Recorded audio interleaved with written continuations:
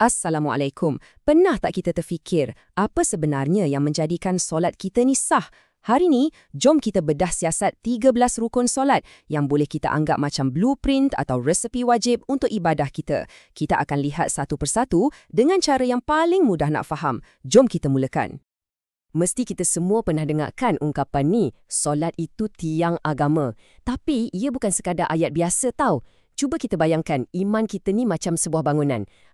Solat itulah tiang-tiang seri yang memegang dan mengukuhkan bangunan tu. Kalau tiang tu goyah, apa jadi pada seluruh bangunan rohani kita? Mesti akan terasa kesannya kan? Sebab itulah, faham betul-betul rukun solat ni sangat-sangat penting. Jadi, apakah tiang-tiang konkret ni sebenarnya? Okey, dalam solat ada 13 rukun atau komponen asas yang wajib kita laksanakan. Jom kita telusuri kesemuanya satu persatu. 13. Ingat nombor ni, bukan 12, bukan 14.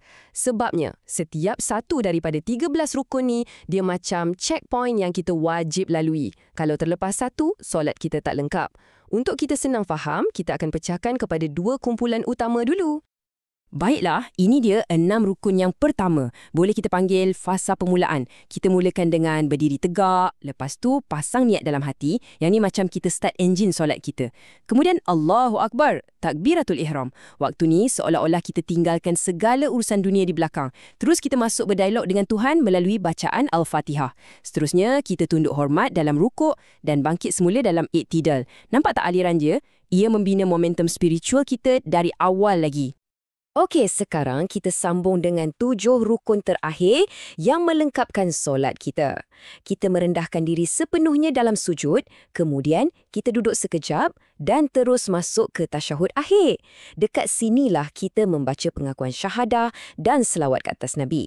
Akhirnya, kita tutup dengan memberi salam. Tapi, tunggu dulu, ada satu lagi rukun yang special sikit. Dia macam tak nampak, tapi dialah yang paling penting, tertib. Rukun nombor 13 ni ibarat gam yang mengikat ke semua 12 rukun tadi. Maksudnya semua mesti dibuat ikut susunan yang betul. Tak boleh langkau-langkau ya. Okey, kita dah tahu 13 pergerakan dan bacaan. Tapi kan ada satu lagi ramuan rahsia yang menentukan kualiti setiap pergerakan tu. Namanya Tumakninah.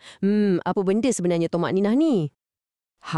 Tumakninah ni lah yang membezakan antara solat yang hidup dengan solat yang rasa kosong. Maksudnya senang je, bertenang. Berhenti seketika dalam setiap posisi, biar setiap anggota badan kita settle down dulu sebelum bergerak ke posisi seterusnya. Berapa lama?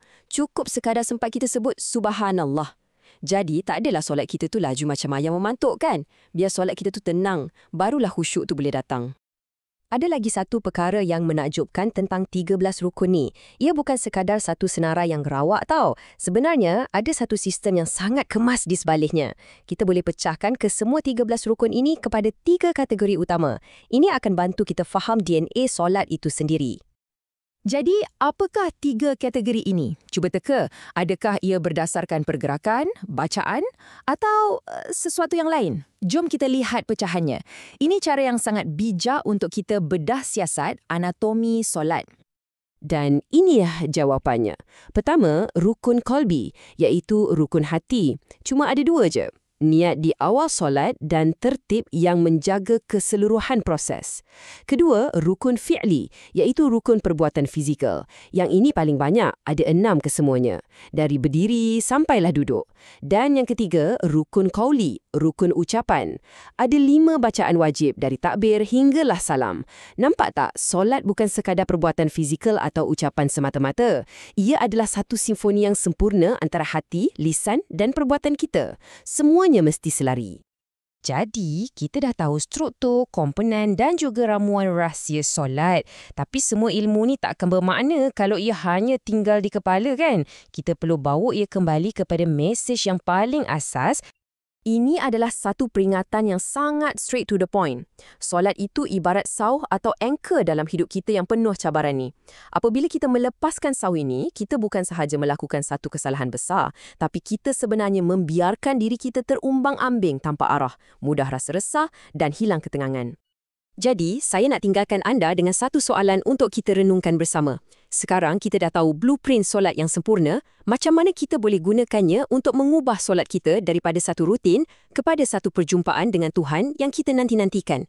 Jawapannya bermula dengan langkah pertama, cuba perhatikan satu rukun dalam solat anda yang seterusnya dan lakukan ia dengan ilmu dan rasa khusyuk. Terima kasih.